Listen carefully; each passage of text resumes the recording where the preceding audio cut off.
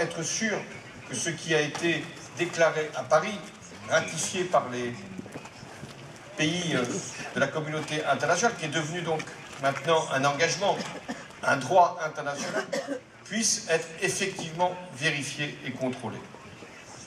La déclaration de Paris aussi affirmera le principe de partage des biens communs numériques, afin que la technologie qui permet de faire circuler l'information soit réellement au service de tous et ne soit la propriété exclusive d'aucun intérêt ou d'aucun monopole, qu'il soit privé ou étatique. Nous avons insisté sur l'enjeu du numérique, sur la digitalisation, qui est à la fois la forme d'expression, d'intervention, de participation, d'innovation, d'invention, d'imagination, mais qui peut être aussi captée par des forces, par des intérêts. Et donc nous devons affirmer ici le partage des biens communs. Voilà la feuille de route qui devra être fixée par notre sommet et ensuite qui puisse nous conduire à agir concrètement avec toutes les forces vives de la démocratie. Nous devons également, comme nous l'avons fait l'année dernière, envisager des alliances, des initiatives concrètes qui pourront rassembler plusieurs pays, ceux qui voudront aller plus loin en matière de transparence, d'ouverture ou de participation démocratique, qui voudront publier en format ouvert les données de la commande publique, constituer des registres des entreprises, utiliser les données pour mieux lutter contre la corruption, améliorer encore le principe de consultation des citoyens, faire qu'il puisse y avoir sur l'environnement l'utilisation de toutes les données climatiques. Bref, là encore, nous pouvons proposer un agenda des solutions. Voilà, mesdames et messieurs, ce qui est notre responsabilité aujourd'hui. Il y a une centaine de pays ici représentés, des milliers d'innovateurs qui se sont également mobilisés autour de vous pour que votre organisation puisse être plus forte encore et nous interpeller davantage. Nous sommes conscients de la responsabilité qui est la nôtre parce que c'est l'enjeu de la démocratie.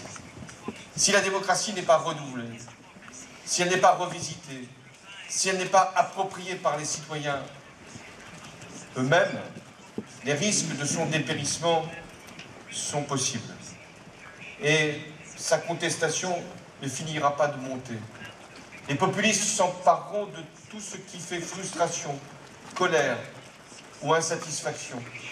Ils joueront même avec les réseaux sociaux et le numérique pour diffuser de la fausse information, pour essayer de rendre équivalentes les opinions, pour contester celles et ceux qui sont issus du suffrage universel, pour considérer qu'il y a en réalité un autre système que celui qui donne au peuple les moyens de se faire entendre.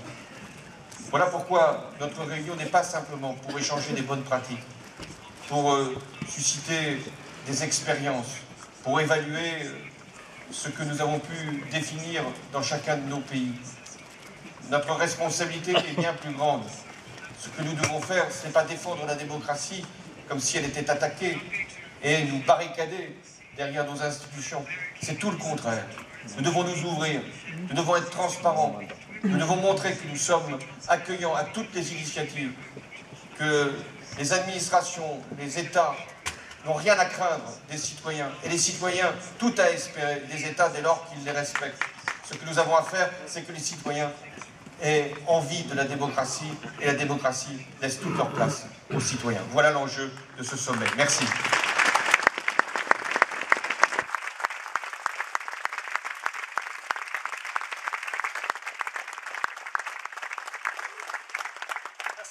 Monsieur le Président, je vais demander tout de suite à venir sur scène Monsieur Manish Bhatna, le vice-président exécutif et directeur général du World Resources Institute, who would like to say a few words of welcome as well. Merci de l'applaudir.